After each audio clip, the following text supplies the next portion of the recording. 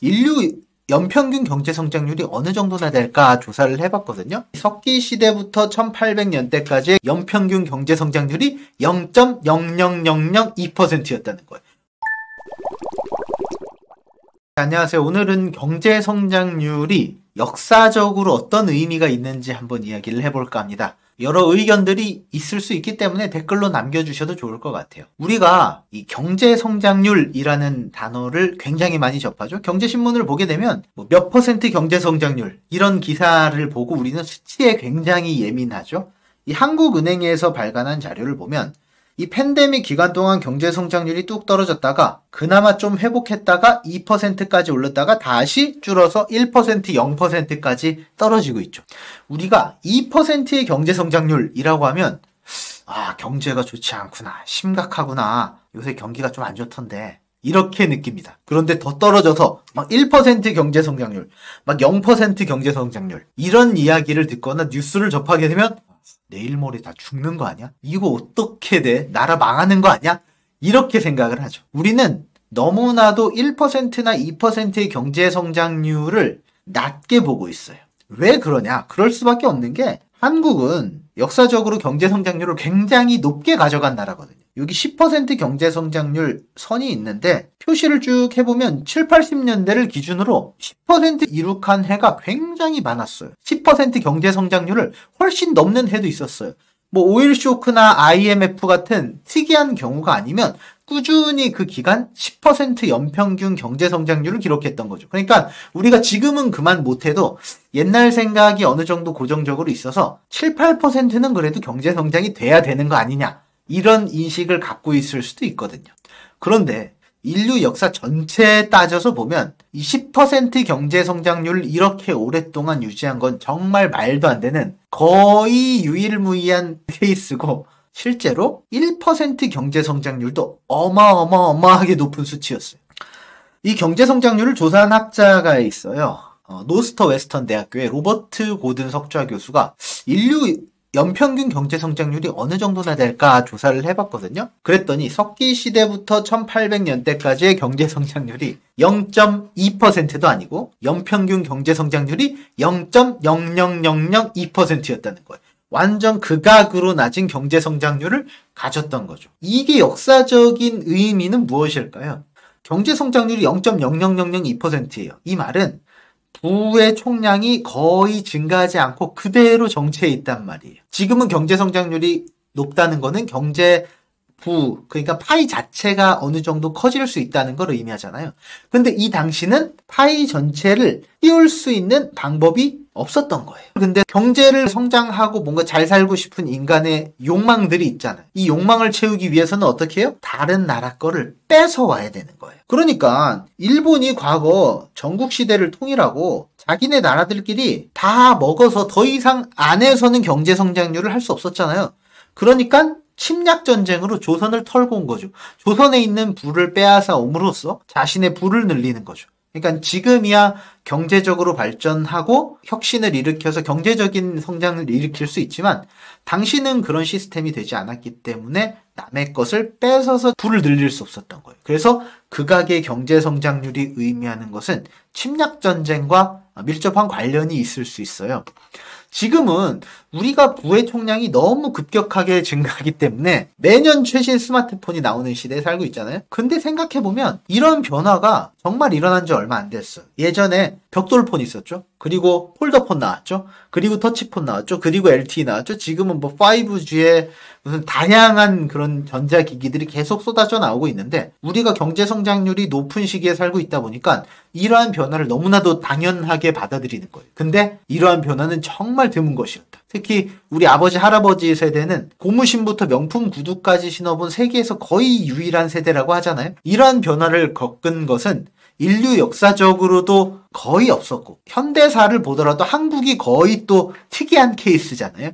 그렇기 때문에 우리가 겪고 있는 게 일반적이고 당연하고 우리 조상들이 살아왔던 방식이 아니었단 거예요. 예전에 사람들은 그러면 경제 성장률이 정체된 시기에는 어떻게 살았을까요? 네, 바로 변화가 없던 시기예요. 내가 살았던 삶과 내 아버지와 내 할아버지의 삶이 똑같은 거예요. 그리고 내 아들, 손자의 삶도 똑같은 거예요.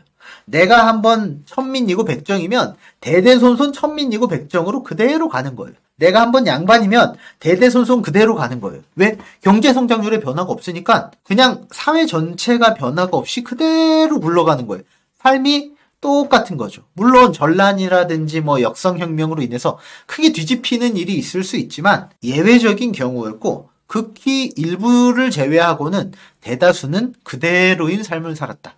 그래서 그걸 상징하는 것이 신분제 사회예요. 사회에 변화가 없거든요. 지금이야 공부를 통해서 신분 상승도 가능하고 변화를 꿈꿀 수 있지만 예전에 글 공부는 양반 도련님들이 나는 거였지. 천민들이나 일반 양민들, 상민들이 어떻게 글 공부를 합니까? 불가능했던 거예요. 그래서 이 당시에 사람들이 말하던 태평성대는 지금 우리가 말하는 뭐 웰빙이라든지 이상적인 사회와는 좀 달라요. 지금 우리가 생각하는 개인적인 의미의 태평성대, 이 웰빙 이런 것들은 뭐 경제적으로 독립해서 은퇴 일찍 하고 자기 하고 싶은 거 하면서 살고 하고 싶은 거 하면서 살고 뭐 먹고 싶은 것도 먹고 여가 생활도 즐기고 약간 자기 자신이 갖고 있던 부의 총량을 증가시켜서 경제적으로 그런 독립을 할 수 있게 하는 거잖아요. 근데 우리 조상님들이 살았던 시기의 태평성대는 태평성대란 글자만 봤을 때는 굉장히 좋고 모든 근심이 없어 보이지만 사실 그렇지가 않았던 거죠. 요 의미의 태평성대는 그냥 죽지 않고 살면 태평성대다 라는 의미에 가까울 수 있어요. 왜냐하면 세종대왕 시기 또는 요순 시기의 태평성대를 말을 하지만 이 시기에도 일반인들은 뼈 빠지게 아침 일찍부터 새벽부터 밤 늦게까지 열심히 일을 하고 농사를 지어야지만 먹고 살 수 있었어요. 그렇게 씨 뿌리고 수확하고 매년 똑같은 삶을 살고 다행히도 전쟁이 일어나서 죽지는 않아요. 생명은 유지할 수 있어요.